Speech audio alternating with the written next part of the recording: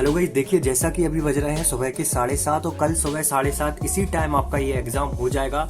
So finally कक्षा 9वीं के सभी विद्यार्थियों के लिए खुशखबरी है। देखिए संपूर्ण पेपर अभी अभी मुझे मिल चुका है। पूरा पेपर मैं आपको दिखाने वाला हूँ। ये वायरल पेपर हो चुका है, अभी अभी ये वायरल हुआ है।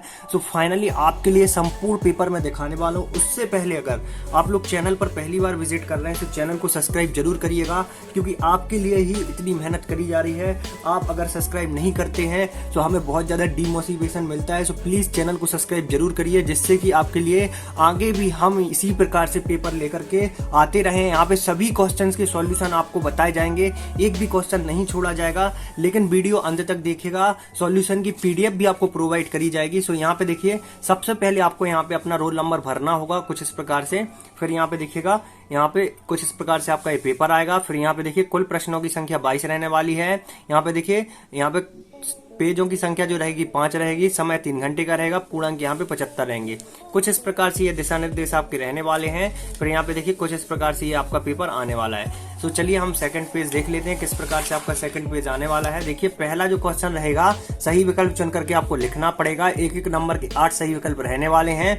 पहला क्वेश्चन है, शुष्क बर्फ क्या है? तो ठीक है, इसको आपको बताना है। फिर है आपका, सर्वप्रथम तत्व शब्द का प्रयोग किस वैज्ञानिक ने किया? द्रव धातु का नाम क्या था? कोशिका की खोज किसने करी? तो रॉबर्ट हुक ने करी थी। देखिएगा प्रस्तिक बना होता है। देखिएगा त्वरण का मात्रक पूछा गया है। घर्षण हमारे लिए है लाभदायक हानिकारक, या फिर ए और बी दोनों? तो दोनों है, ए और बी एकदम करेक्ट हो जाएगा। रॉकेट नोदन किस सिद्धांत पर कार्य करता है? तो ऊर्जा संरक्षण के सिद्धांत पर। इसके बाद हम देखेंगे आगे, यहाँ पे देखिएगा रिक्त स्थान की हमें पूर्ति करनी है। वाष्पीकरण से यहाँ पे खालिस्तान की उत्पत्ति होती है। एक नंबर के 7 रहने वाले हैं। विलयन एक खालिस्तान मिश्रण होता है। सभी कोशिकाओं के चारों ओर खालिस्तान पाया जाता है। पादप कोशिका की भित्ति खालिस्तान की बनी होती है। अनेक ऊतक मिलकर खालिस्तान का निर्माण करते हैं। वेग एक खालिस्तान राशि है। संवेग का ऐसा ही मात्रक खालिस्तान होता है। यहाँ पे देखिए ये सही जोड़ियां दी गई हैं, इनका हमें मिलान करना पड़ेगा। तो जल्दी से आप इसका स्क्रीनशॉट कर लें। देख लीजिए कुछ इस प्रकार से सही जोड़ी आने वाली हैं। फिर इसके बाद देखिएगा, एक वाक्य एक शब्द में उत्तर आपसे पूछे जाएंगे। तो यहाँ पे देखिए कुछ इस प्रकार से क्वेश्चन रहने वाले हैं। तो यहाँ पे देख लीजिए कुछ इस प्रकार से क्वेश्चन रहेंगे। इन सारे क्वेश्चन को आपको रीड कर लेना है। देखिए, हमारे आसपास की द्रव कितनी अवस्थाओं में विद्यमान होता है? एक ही प्रकार के कणों से बनने वाले पदार्थ क्या कहलाते हैं? आत्मघाती थैली किसे कहते हैं? किसी वस्तु का जड़त्व किस पर निर्भर करता है? बल का ऐसा ही मात्रक हमें बताना था। फिर देखिए यहाँ पे मैं आगे आपको और क्वेश्चंस दिखा देता हूँ किस प्रकार से आपके क्वेश्चंस आने वाले हैं। संवेग का मात्रक हमें बताना है। प्रकाश संश्लेषण के लिए कौन सी गैस आवश्यक होती है? वाष्पन वाष्पीकरण से क्या समझते हैं? 5वां रहेगा। 2 अंक का क्वेश्चन यहाँ से स्टार्ट हो जाएंगे।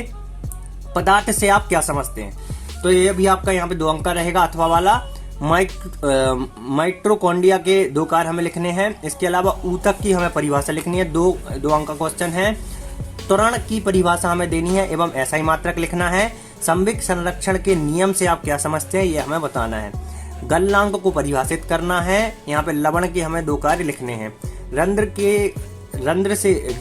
के क्या कार्य हैं? इसके अलावा अथवा में आपका यहाँ पे सदस्यों को परिभाषित कीजिए और उदाहरण दीजिए। तो ये आपका 9वां रहेगा। इसके बाद 10वां देख लीजिए कुछ इस प्रकार से।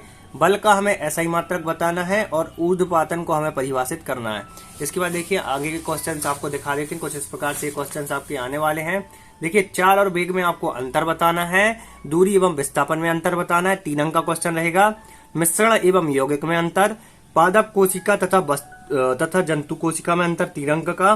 फिर इसके बाद देखिए ये 4 अंक के क्वेश्चन आपके स्टार्ट हो जाएंगे। तंत्रिका ऊतक क्या है? इसकी संरचना का सचित्र वर्णन। वायु के घटकों के पृथक्करण की विधि समझाना है। गति के 3 समीकरण लिखना है।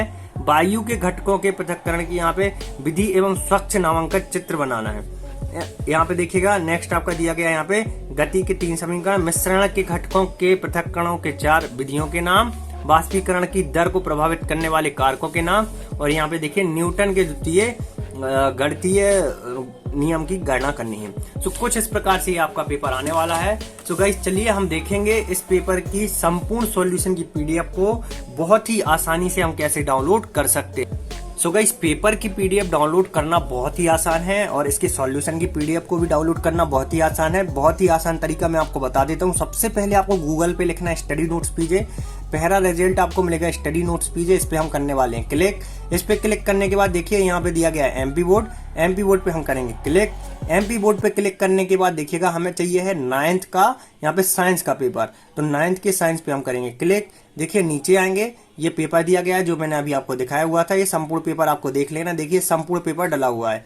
इसके बाद आपको नीचे जाना है, नीचे जाना है। जैसे ही हम नीचे जाएंगे सबसे नीचे आपको देखिएगा यहाँ पे लिंक दिखेगी, मैं दिखा देता हूँ। यहाँ पे अभी लिंक एक्टिव नहीं हुई है, आपको किसी एक ऐड पे क्लिक कर देना है, ये लिंक एक्टिव हो जाएगी, फिर आप पीडीएफ को डाउनलोड कर पाएंगे। तो इस प्रकार से आप बड़े ही आसानी से संपूर्ण सॉल्यूशन की पीडीएफ को डाउनलोड कर सकते हैं।